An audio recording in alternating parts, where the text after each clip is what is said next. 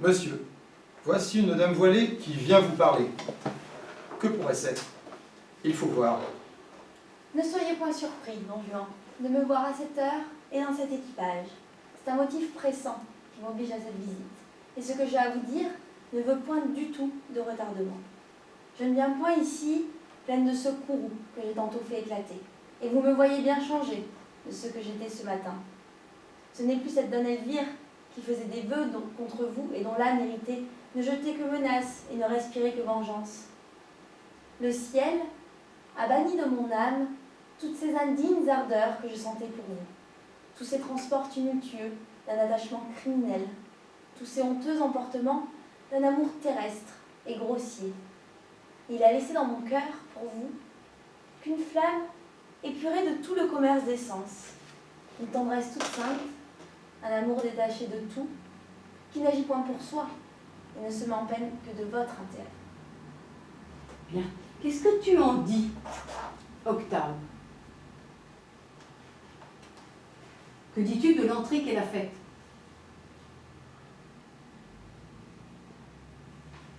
Qu'est-ce que tu en dis, toi, Claudia? Je sais pas.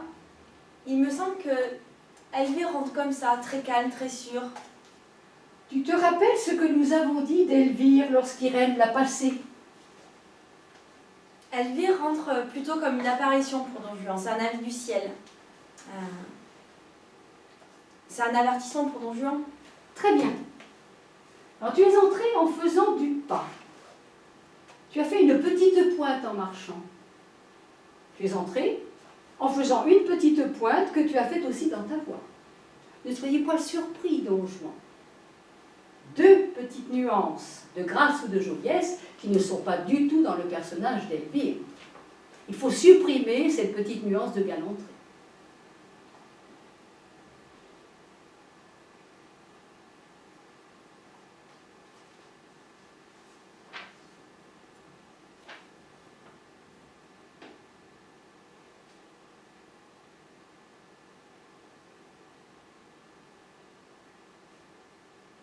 Une fois qu'elle est entrée, il faut qu'on sente qu'elle a besoin de parler.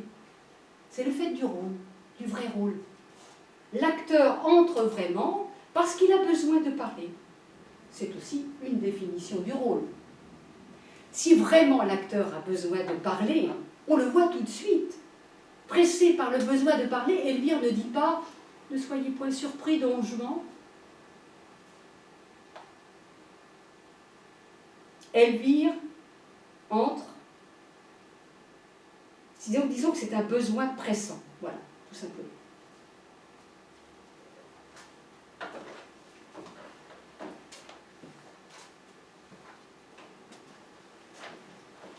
Ne soyez point surpris, Don Juan, de me voir à cette heure et dans cet équipage. C'est un motif pressant qui m'oblige à cette visite. Et ce que j'ai à vous dire ne veut point du tout de retardement. Je ne viens point ici pleine de ce courroux que j'ai tantôt fait éclater. Et vous me voyez bien changé de ce que j'étais ce matin. Ce n'est plus cette Donne Elvire qui faisait des vœux contre vous et dont l'âme irritée ne jetait que menaces et ne respirait que vengeance. Le ciel a banni de mon âme... Ah, tu te souviens de ce que nous avons dit aussi à Irène. Il ne faut pas mettre de point. Il faut que ce soit un débit. Quelqu'un qui se met tout à coup à parler pendant 2 pages et demie. C'est quelqu'un qui se défait, qui dit d'abondance ce qu'il a à dire. Si tu mets des points, tu coupes le sentiment. Tu coupes l'effusion dans laquelle cette femme parle.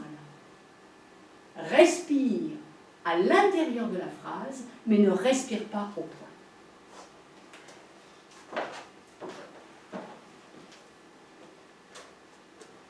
Alors, si cette entrée un peu lente, un peu fantomale te gêne, trouve une façon un peu plus vive d'entrer, une façon un peu plus consciente. Tu entres d'une façon un peu trop consciente, justement, un peu trop consciente.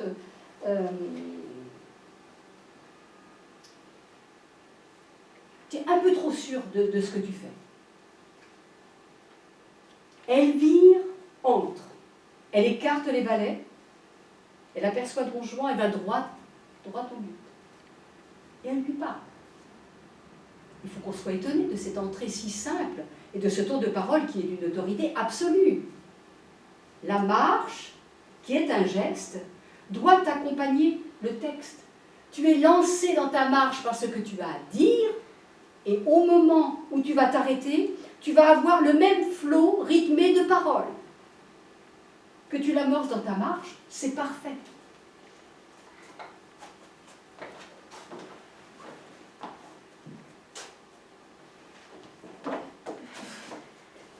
Ça me gêne de m'arrêter et de partir dans le texte sur le mouvement de la marche. Et si, essaie.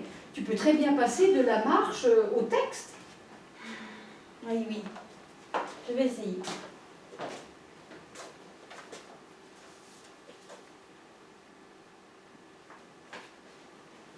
Alors, tu es gêné parce que tu entres un peu trop lentement. Si tu entres un peu plus vite, tu vas avoir aussitôt un sentiment un peu différent pour la diction. Allez.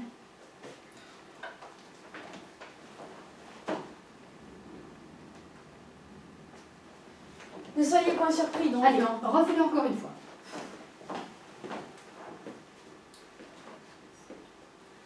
Ne soyez point surpris, Don Juan. Alors, tu es dans le mouvement, mais ce n'est pas encore juste, ce n'est pas encore surprenant. Ok.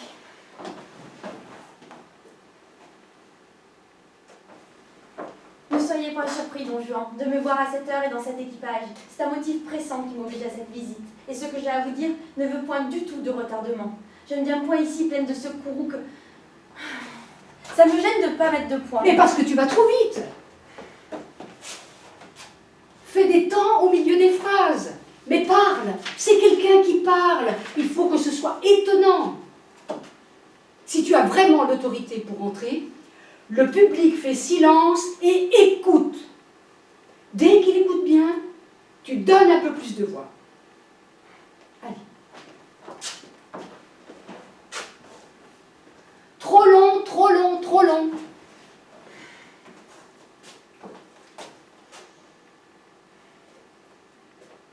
Tu vois comme elle se prépare. Tu vois son entrée, ce que tu ne fais jamais. Ne soyez point surpris, Don Juan, de me voir à cette heure et dans cet équipage. C'est un motif pressant qui m'oblige à cette visite. Et ce que j'ai à vous dire ne veut point du tout de retardement. Sens bien. Éprouve bien le sentiment de cette femme qui vient là, non seulement comme un envoyé céleste, mais comme une femme qui vient sauver son amant. Eh oui, Ah oui. c'est une situation, et oui, oui, oui. C'est pas seulement une annonciation, c'est une femme qui vient pour sauver cet homme. Autrement, c'est l'annonciation que tu as faite la dernière fois. L'ange du Seigneur qui vient à Marie, je vous salue Marie. Elle l'a aimé. Oui, oui. Tu l'interpréteras comme tu voudras, mais elle a tout à coup l'idée de la punition, de l'enfer, de toutes ces idées religieuses qui font qu'elle court chez Don Juan. Elle vient non pour lui demander des excuses, elle vient l'avertir d'un danger pour qu'il y échappe. C'est le sentiment du danger qu'il court qui la pousse chez Don Juan. Et ce qui est important et magnifique dans ce personnage d'Elvire, c'est que cet homme qu'elle vient sauver, c'est celui qui l'a subordonné, abandonné. Malgré cela, elle vient. Elle fait preuve de cette magnanimité, de ce détachement céleste. Oui, mais en même temps, avec un amour, un ardent amour. Pense à un autre danger que celui de l'enfer ou du salut de l'âme, si tu veux, si celui-là n'est pas très apparent pour toi. Voilà.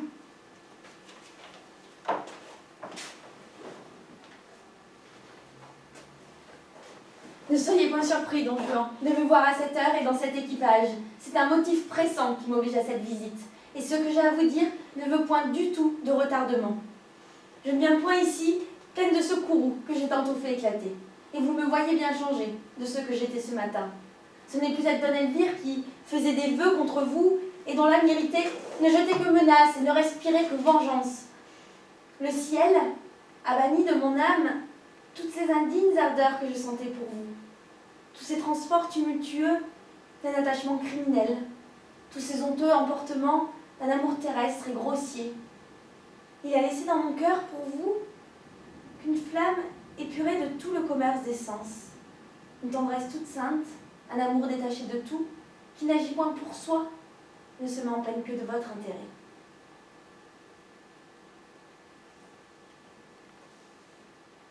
Tu pleures, je pense. Ne t'inquiète pas de ce qu'il dit, c'est un idiot qui n'arrive jamais à placer sa réplique.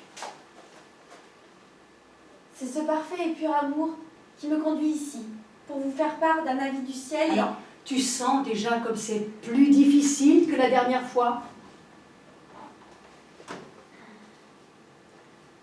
Je n'y arriverai jamais. Mais si, tu y es presque. Si, tu y es presque. Tu dois y arriver.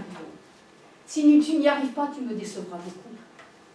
Parce que le seul reproche que je te fais, c'est celui que je te faisais pendant déjà ta 2e année. Tu te rappelles, je te l'ai déjà expliqué. Tu as mal joué le jeu, tu as truqué, tu as maquignonné, tu as voulu arriver à avoir une scène de concours éblouissante. Tu avais admirablement préparé ta scène, parce que tu as un sens, une intelligence du théâtre. Mais en voyant ce que tu as fait, je me disais, mais ce n'est pas possible. Elle n'y met pas ce qu'il faut y mettre. Tu as tendance à faire du chiquet. Et oui, parce que la technique qui ne vient pas du sentiment, c'est du chiquet. Il faut rejeter ça. Tu rejettes. Tu la sens, cette scène d'Elvire. Tu la sens très bien. Ce que je te demande, c'est de sortir les tripes. Comme on dit vulgairement, et d'y aller. De nous les montrer. Il y a des comédiens qui ne se sortent pas les tripes. Par timidité ou par une espèce de gêne qui est complexe. Par pudeur. Et chez toi, ce n'est ni pudeur, ni timidité. Tu es quelqu'un qui comprend tout de suite les choses. Qui comprend tout de suite les choses.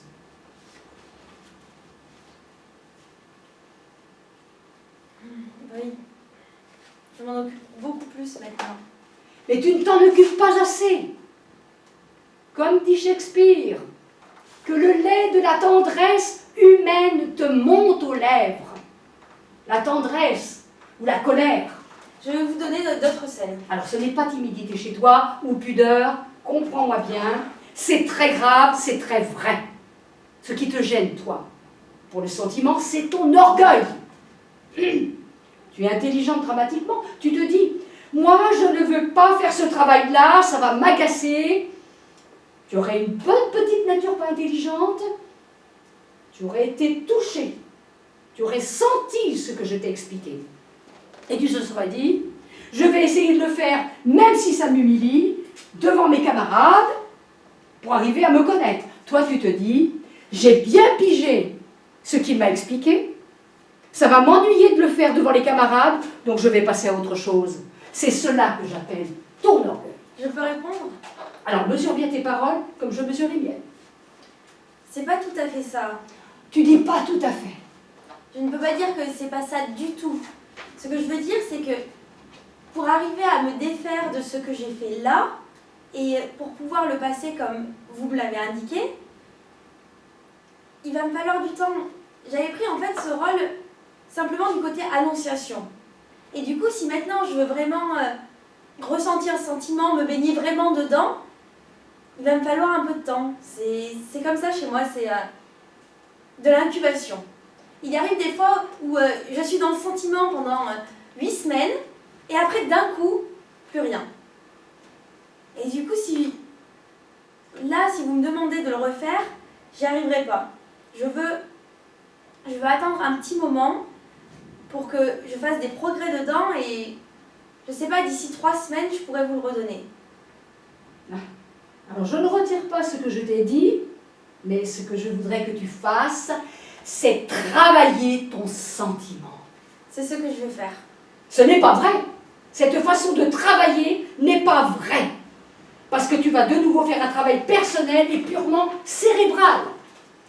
C'est une méthode qui va te laisser seul avec toi-même. Il faut que tu laisses de côté toute ton intelligence dramatique et que pour le temps qui te reste à passer au conservatoire, tu essaies de t'entraîner sur le sentiment. C'est ce qu'il y a de plus important dans ton cas. C'est ton gouvernail. Quand un metteur en scène te dira « Le sentiment n'est pas mal, mais ça ne passe pas la rampe », il ne pourra pas attendre 3 semaines. Il dira « Revenez demain, nous allons voir ». Laisse tes conceptions, tes idées, travaille le morceau. C'est uniquement ce qu'il faut que tu fasses. Je vais le faire. Je vous le redonne samedi. Voilà. Il faut que tu cherches le sentiment. L'intelligence dramatique ne suffit pas s'il n'y a pas de sentiment. Ce qui fait de Rému le plus grand acteur de notre époque, c'est qu'il est un puissant, très puissant dans le sentiment. Il faut arriver à puiser en soi ce potentiel, cette puissance, cette faculté du sentiment porté à l'excès. C'est par un sentiment, c'est par un excès de sentiment, par un excès de tendresse, par un excès de colère, d'indignation, d'orgueil. C'est en cultivant toutes ces qualités, toutes ces vertus, tous ces défauts, toutes ces vertus cardinales que tu arriveras à rendre tes personnages. Alors qu'Irène donne Elvire sans mettre de sentiment, elle est en première année. Il faut qu'elle essaie de voir ce que c'est qu'une scène, qu'on la lui explique, qu'elle y pense. Mais pour toi, la pensée doit s'accompagner d'un sentiment violent, un sentiment profond. Il ne faut pas que tu puisses te dire « Moi, je vais faire ça en apparition » et que tu le donnes confortablement. Il faut que tu développes ton sentiment. Si ton sentiment te monte à la gorge pendant quelques secondes et que tu t'en éprouves le goût, si pendant une scène où je t'explique quelque chose, tu t'es vu, tu as gagné 3 ans de travail. C'est ce que j'essayais d'expliquer l'autre jour à Léon. J'essaie toujours de vous dire de manière compréhensible pour que ça vous touche, soit par réaction vive, soit avec une espèce d'amitié que je sais peut-être mal exprimer. Et ce qui est ennuyeux quand on vous parle, c'est que vous avez tout de suite une réaction de défiance.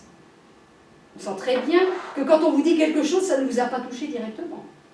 Que malgré tout, il y a toujours un petit réflexe contre. Et j'ai salivé l'autre jour avec Octave. C'est un des plus beaux exemples de ma carrière de professeur. J'ai essayé de lui expliquer le rapport de la phrase, du sentiment, de la respiration. Et après cette longue explication, Octave m'a répondu « Oui, oui, j'ai compris, je l'ai fait la dernière fois. » Ce qui prouve qu'il n'avait pas écouté une seconde ce que je lui avais dit. J'aurais préféré qu'il me dise « Mais oh, vous me fatiguez !» Maître, je ne pouvais pas vous dire que je n'avais pas compris, puisque j'avais compris. Et si tu l'avais compris, tu ne m'aurais pas répondu « Je l'ai fait la dernière fois !» Et je vous ai dit ça parce que je croyais vous l'avoir dit la dernière fois. Et la semaine dernière, tu nous as donné exactement dans les mêmes conditions les fureurs d'Oreste. L'explication que j'ai donnée sur le rapport de la longueur d'une phrase, du sentiment et de la diction est une chose que tu ne peux pas comprendre. Parce que comprendre, c'est sentir, éprouver. Quand tu l'auras éprouvé sur un texte Bossuet, un texte de Molière, de Marivaux ou de Giraudoux, tu auras le secret du métier, tu auras le secret de tout. Je ne te reproche pas de n'avoir pas compris, tu me l'aurais dit. Je me serais efforcée de te le faire comprendre autrement, mais tu m'as répondu, je l'ai fait la dernière fois. Tu pourrais comprendre la somme théologique de saint Thomas d'Aquin, tu pourrais connaître toutes les théories philosophiques. Cette intelligence-là n'a rien à voir avec le théâtre. L'intelligence du théâtre, C'est une intuition qui est difficile à définir, mais qui n'est pas l'intelligence ordinaire des savants. C'est un sens qu'on a, un sens intelligent. Et l'explication que je t'ai donnée, ce n'est pas par la pensée que tu pouvais la comprendre, mais en la sentant. Alors peut-être diras-tu plus tard que l'explication que je t'ai donnée était mauvaise, que celle que tu trouveras toi-même sera supérieure. Ça ne fait rien. L'explication n'est faite que pour vous faire sentir les choses, pour vous permettre de les éprouver, vous, sur vous-même.